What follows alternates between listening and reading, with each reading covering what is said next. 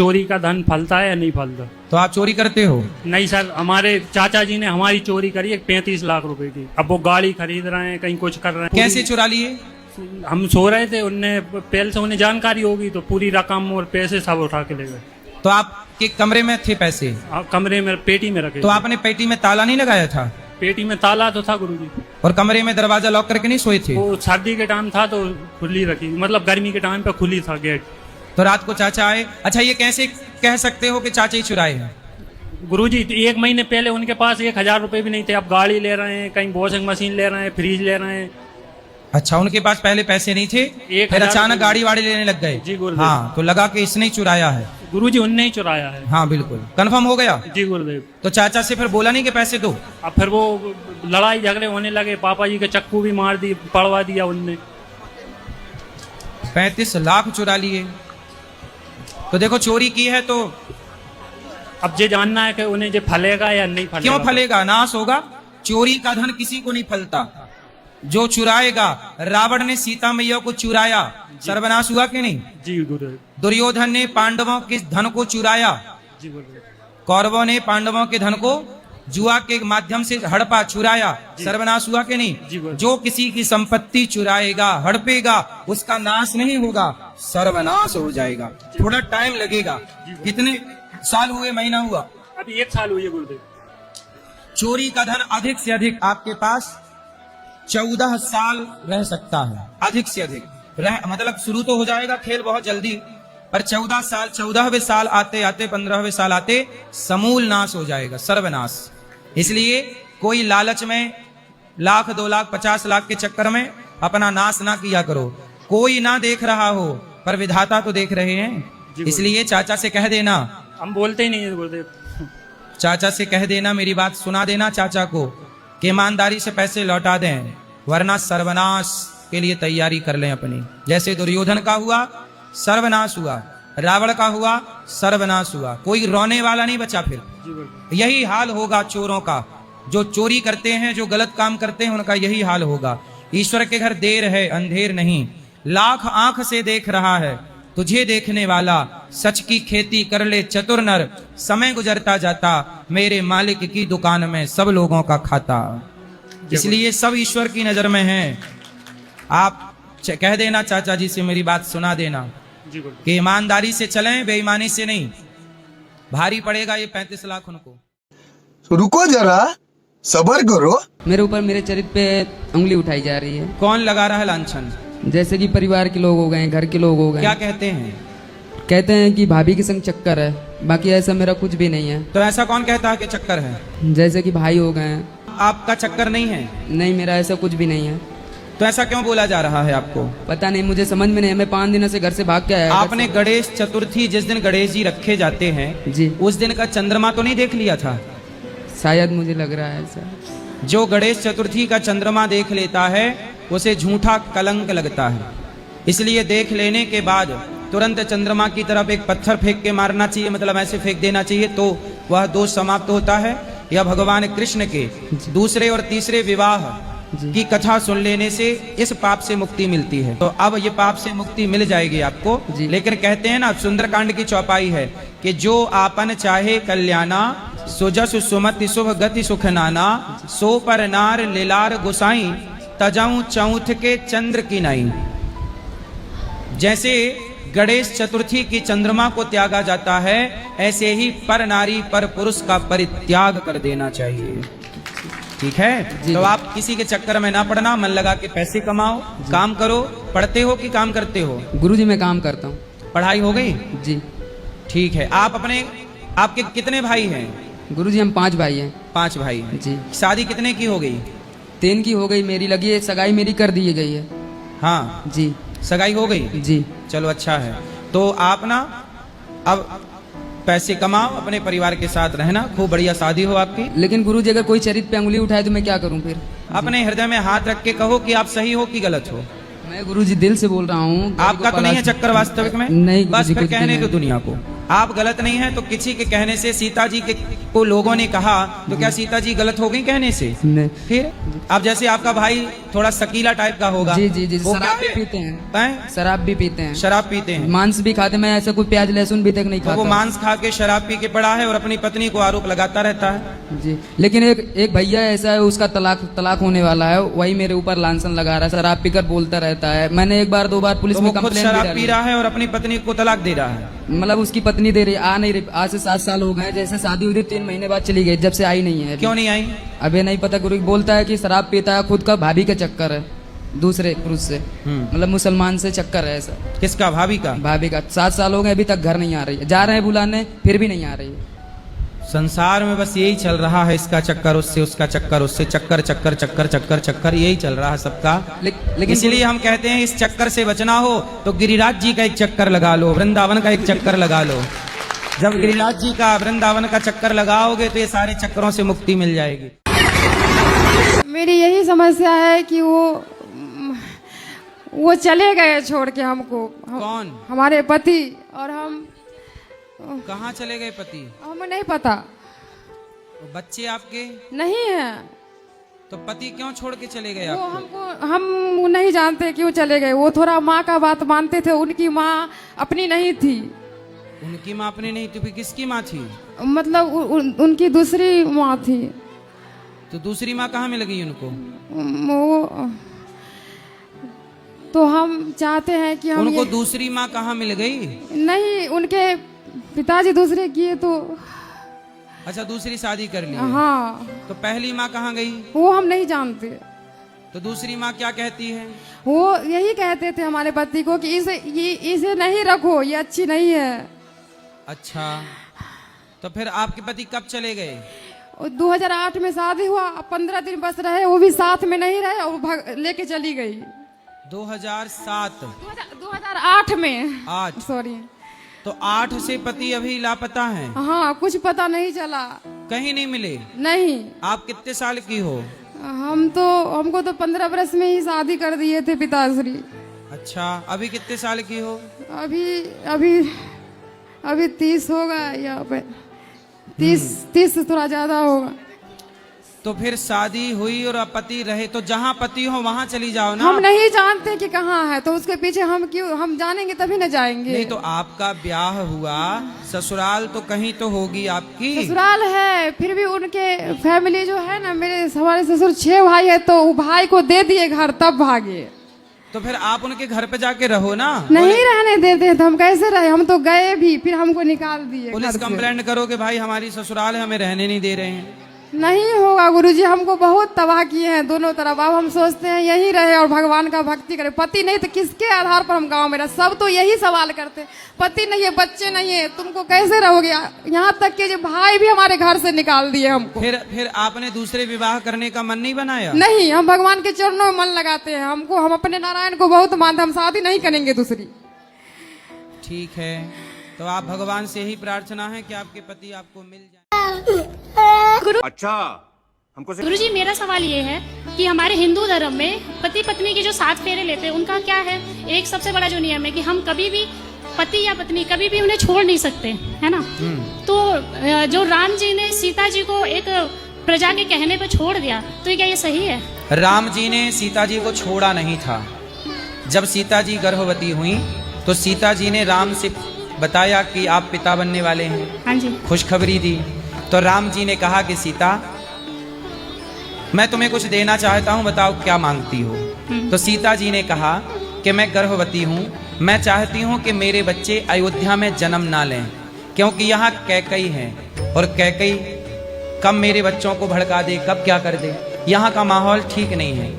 इसलिए मैं अपने बच्चों को किसी संत के आश्रम में जन्म देना चाहती हूँ, ताकि संतों वाले संस्कार मेरे बच्चों को मिले और शिक्षा दीक्षा भी हो। इसलिए सीता जी ने स्वयं राम जी से कहा था कि मुझे अपने बच्चों को किसी संत के यहाँ जन्म देना। इसलिए राम जी ने वाल्मीकि जी के यहाँ सीता जी को सीता जी के कहने से भिजवाया। और उसी समय एक धोबी ने अपनी पत्नी से कहा कि तुम रात को कहाँ थी? वो आरोप लगा दिया कि राम की तरह मैं थोड़ी हूँ कि सीता को रख लूं, और सीता की जैसे सीता को राम ने रख लिया, मैं तुम्हें नहीं रखूंगा, तुम दूसरी जगह रहकर आई हो। तो उसी समय धोबी का वो कांड हो गया और सीता जी ने भी मांग लिया कि मुझे वहां जाना है। अच्छा, ये बातें पढ़ोगे तो समझ में आएगा। सीता जी के वनवास जाने का कारण कौन है? राम जी नहीं है। सीता जी जब छोटी थी तब सीता जी ने एक तोती और एक तोते को पकड़ लिया था। तो तोता तो छूट गया पर तोती को पकड़े रखा। तोती चिल्लाई, सीता छोड़ दो। सीता जी बोली, तुम अच्छी कथा सुनाती हो। वो तोती राम जी की कथा सुनाती थी। तो तोती सुना रही थी, सीता जी बोली, तुम मेरे को सुनाया करो। जब सीता जी ने तोती को पकड़ा, वो बोली कि छोड़ दो, मैं आसमान में उड़ूंगी पर तुम्हें कथा सुनाती रहूंगी तुम्हारे पास आकर, मुझे छोड़ दो। पर सीता जी ने नहीं छोड़ा और वो तोती गर्भवती थी और तोती पिंजरे में तड़प तड़प करके मर गई। तब तोती के तोते ने कहा कि जैसे मेरी पत्नी को गर्भावस्था में सीता तुमने मेरे से दूर किया है, जाओ मैं तुम्हें शाप देता हूं कि जब तुम गर्भवती होगी तो तुम अपने पति से दूर हो जाओगी और मेरे कारण ही होगी। वही तोता अगले जन्म में मरकर धोबी बना और उसी के कहने से सीता जी को वनवास जाना पड़ा। ये पद्म पुराण की कथा है। तो सीता जी इसलिए कहते हैं किसी की बद्दुआएं मत लीजिए। पक्षी की बद्दुआएं लग गई ना, तो सीता जी के वनवास का ये कारण है। राम जी को भेजना होता तो रावण के यहाँ से जिस दिन आई थी उसी दिन सीता जी को वनवास दे देते, राम जी दे देते ना। इसका मतलब सीता जी पर संदेह राम को नहीं है। किसको संदेह है? प्रजा को, लोगों को। और राम है राजा। यदि राम केवल पति होते तो पति क्यों छोड़ता अपनी पत्नी को? लेकिन राम राजा है और राजा का धर्म हो जाता है कि वो प्रजा की बात माने, परिवार की बात नहीं। क्या भाग्य पहले से तय है या फिर हम अपने कर्मों के अनुसार उन्हें बदल सकते हैं? कर्म ही भाग्य बनता है। जैसे आज हमने काम किया दिन भर, तो हमने काम किया तो शाम को हमें काम का पैसा मिला 500 1000, तो हमारे भाग्य में 1000 रुपए आए। तो 1000 रुपए आए भी तो कर्म से, तो कर्म था, तो कर्म का पका हुआ फल है भाग्य। कर्म से ही भाग्य का निर्माण होता है। बच्चा एग्जाम में अच्छा लिखेगा, अच्छा कर्म करेगा, उसके भाग्य में अच्छे नंबर आएंगे। अच्छे कर्म नहीं करेगा, अच्छे से पढ़ेगा नहीं, लिखेगा नहीं, उसके भाग्य में अच्छे नंबर नहीं आएंगे। नहीं, हम कभी कोई तकलीफ में होते हैं तो लोग क्या कहते हैं कि अपने तुम्हारे पिछले कर्मों का फल है। तो पिछले जन्म में जो कर्म कर चुके वो कर्म संचित हो गए ना, इकट्ठे हो गए। तो इकट्ठे होने के बाद वो मिलना स्टार्ट हो गए। तो जो मिलना स्टार्ट हो गए उन्हीं को कह देते हैं भाग्य। कर्म का ही पका हुआ फल भाग्य। जो पिछले जन्म में कर्म किया तो वो कर्म का फल मिला, तो वो कर्म का फल ही भाग्य कहलाता है। कर्म फल को ही भाग्य कहते हैं। राधे राधे। समझ में आई कि नहीं? समझ में ये नहीं आया, लेकिन अभी जैसे कोई भी बहुत तकलीफ से गुजर रहा है अपने गृहस्थी में कैसे भी करके, तो अभी जो कर्म कर रहे हैं वो तो अगले जन्म में मिलेगा, लेकिन जो अभी के दुख अभी का भी अभी भी मिल सकता है। जैसे दशरथ जी ने इसी जन्म में श्रवण कुमार को मारा, तो इसी जन्म में उन्हें कर्म दंड मिला और दशरथ जी को भी पुत्र के लिए तड़प तड़प के मरना पड़ा, क्योंकि श्रवण के माँ बाप भी तड़प तड़प के मरे और ये इसी जन्म का खेल था। लेकिन भीष्म पितामह ने किसी जन्म में, पिछले जन्म में सांप को कांटों के ढेर में फेंका, तो उन्हें भी बाणों की सैया पे लेटना पड़ा। भैया, आप तो बोल रहे हैं कि कोई चीज का हत्या नहीं होना चाहिए, लेकिन मेरे घर में तो बकरी का गौशाला खुला है। बकरी का गौशाला मतलब बकरी पालन होता है और उनके बेच दिया जाता है। पति बेचते हैं। कितने की बिकती है बकरी बकरा? या 10,000 या 5,000 या 15,000 जैसन बकरी रहता है उनसे बेच देता है। और मैं बचपन की ही साधु हूँ, मैं ऐसा नहीं होना। आपको प्रवचन सुन के मैं बहुत रोता हूँ उस बकरी को देखते हैं बिकते तो आप अपने पति से कहना कि कुछ और धंधा काम बिजनेस कर लो। और जब बोले हैं ना तो मेरा बहुत मार मारे, तो मैं दोनों बच्चे को लेकर के और अपना घर छोड़ के चले आए। तो आपको घर नहीं छोड़ना चाहिए कि बोले आप अगर अच्छा काम नहीं कीजिएगा ना तो भला हमारी मृत्यु हो जाएंगे, लेकिन हम आपका घर में नहीं आ पाएंगे। आप पति आए हैं? नहीं, वो नहीं, आपको बारे में बुरा बुरा बात से बोलते रहते हैं। तब हमारे बोलने से, अब देखो, बकरे की हत्या करने वाला मेरी बात कैसे मानेगा? मछली की हत्या करने वाला, देखो दोनों बातें अपोजिट हो गई ना। मेरे लेने आएगा यहाँ पे कुछ दिनों के लिए रह जाऊंगा ना तो जरूर आएगा, मेरे लेने के लिए आएगा। आपको लेने के लिए? हाँ तो ठीक है, तो आप यहीं रहो, प्रेम से भोजन करो, आराम से रहो। और बोले कि अब मैं चली जाऊंगी। तो आपके बच्चे हैं? हाँ। कितने? 2। कहाँ हैं? वहाँ पे बाबू लोग बैठे हैं। कितने बड़े बच्चे हैं? एक 10 साल की है, एक 11 साल की। 2 लड़की हैं? नहीं, एक लड़का एक लड़की। ठीक है, दोनों को अच्छा पढ़ाओ लिखाओ, योग्य बनाओ। कैसे पढ़ाऊँ भैया, आप ही बता दीजिए। ठीक है, पढ़ाना, स्कूल, सरकारी स्कूल तो होंगे। बोल रहे हैं ना कि अगर गलत, तो पैसा वाले इंसान गलत ही जगह पर जाते हैं, तो गलत पैसा को हम यूज करेंगे तो हम कैसे आगे बढ़ेंगे। सही है। देखो कितनी पवित्र भावना है। पति बकरा बेचता है तो ये मना करती है कि बकरा ना बेचो, हत्या क्यों करना है, तो पति ने निकाल दिया घर से। देखो ये है हत्या। अब देखो दया किसी के अंदर है, लेकिन क्या करे, वो दया होने पर भी दया कर नहीं पा रहा है, या दया के रास्ते पे चल नहीं पा रहा है, समाज चलने नहीं दे रहा है।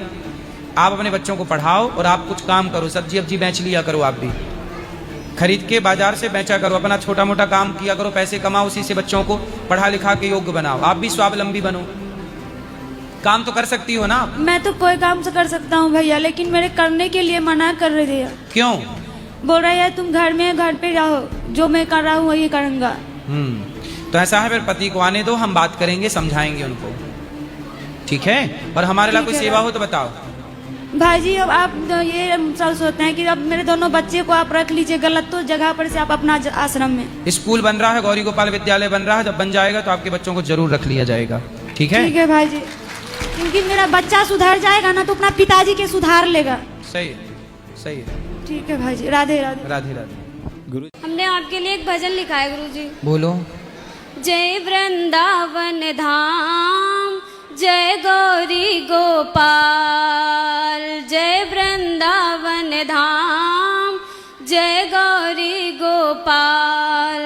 जग में निराली सन आपकी, जग में ऊंचा नाम, जय वृंदावन धाम, जय गौरी गोपाल।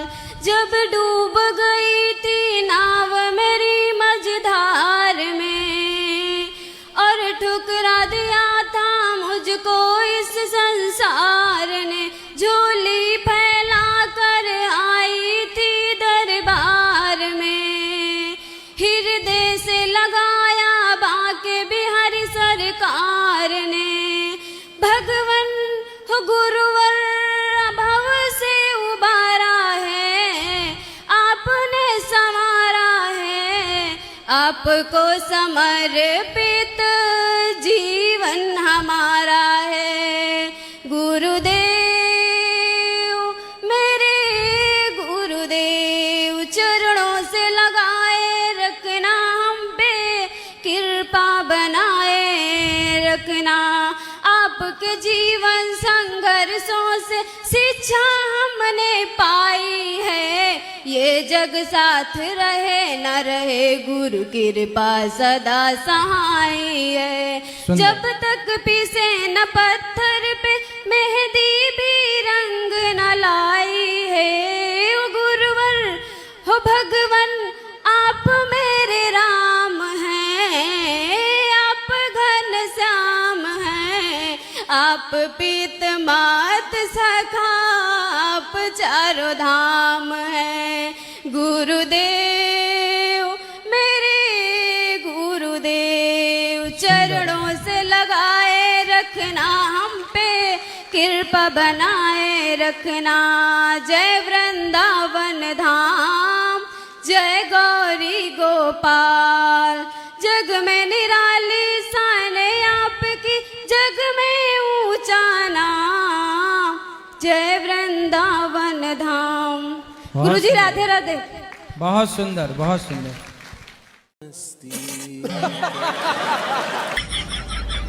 गुरुजी मेरा प्रश्न नहीं है, लेकिन एक सुझाव है। जैसे कि दृष्टिबाधित लोगों के लिए मैं एक काम करता हूँ, जैसे कि हम लोगों के पास अगर आंखें ना हो तो सोच नहीं सकते हम कैसे चल पाएंगे। ऐसे ही देश में 70 लाख दृष्टिबाधित व्यक्ति हैं, ब्लाइंड लोग हैं, उनके लिए मैंने एक डिवाइस बनाई है जैसे वो आसानी से चल फिर सकते हैं, समाज में उठ बैठ सकते हैं, बिना टकराए एक जगह से दूसरी जगह जा सकते हैं। मतलब उससे उनको दिखने लग जाएगा? दिखने नहीं लग जाएगा सर, उसमें सेंसर्स वगैरह है जिससे वो महसूस करके चल फिर पाएंगे। मैं आपको समझा सकता हूँ 2 मिनट अगर ले सकूँ तो। बताओ। 7 फीट की दूरी पे लाइट ब्लिंक करती है, लाइट सामने वाले व्यक्ति के लिए है। जैसे कि रात में ब्लाइंड पर्सन बाहर गया, लाइट ऑटोमेटिकली ऑन हो जाएगी, सामने वाले व्यक्ति कोई दूर से आ रहा होगा तो देख पाएगा कि कोई आ रहा है। फिर 4 फीट की दूरी पे कोई भी ऑब्जेक्ट आती है, इंसान, जानवर, कुछ भी आता है तो बीप का साउंड होता है। और 2 फीट की दूरी पे वाइब्रेशंस होते हैं।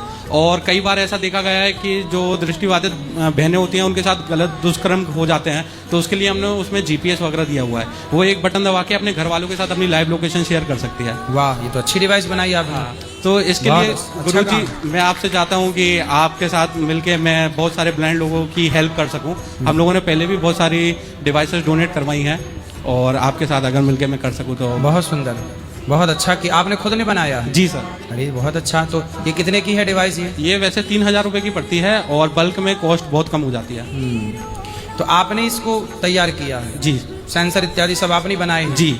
सेंसर तो मिलते होंगे वो लाके आपने उसको? हाँ, सेंसर्स वगैरह जैसे अल्ट्रासोनिक सेंसर्स वगैरह वो तो आते ही हैं। हाँ। इसमें प्रोग्रामिंग हमने करी है और असेंबली पूरी हमने करी है और इसका पेटेंट हम लोगों ने फाइल करा रखा है। अच्छा, तो ये अच्छा आपने बनाया है। तो लाए हो उसको एक सैंपल? अभी नहीं लेकर आया, लेकिन आप बोले तो मैं परसों ले आऊंगा आपके पास। हाँ हाँ, तो ले आइए। ओके। मेरा क्वेश्चन ये है कि स्टूडेंट अपनी लाइफ में इतनी बिजी होते हैं कि वो भगवान से कनेक्टेड नहीं रह पाते, तो आप टिप्स दे दो। हाँ। तो आप कह रहे हैं कि हम ईश्वर से कनेक्ट नहीं रहते। अरे बेटा, आपकी धड़कन चल रही है, मतलब आप ईश्वर से कनेक्ट हैं।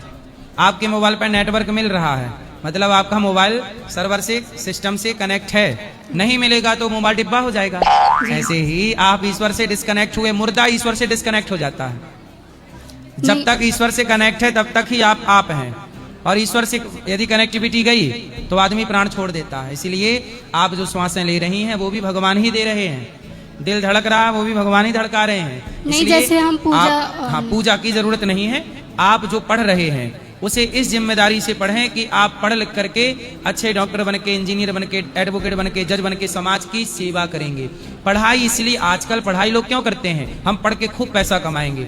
पैसा कमाने के चक्कर में वो बेईमानी करने लग जाते हैं, भ्रष्टाचार करने लग जाते हैं। जबकि पढ़ाई का उद्देश्य यह होना चाहिए कि हम पढ़ लिख करके खूब समाज की सेवा करेंगे। जहां समाज की सेवा का भाव आएगा वहां बेईमानी नहीं आएगी, वहां भ्रष्टाचार नहीं आएगा। तो आप ईमानदारी से सेवा कर रहे हैं, यही आपकी भक्ति है।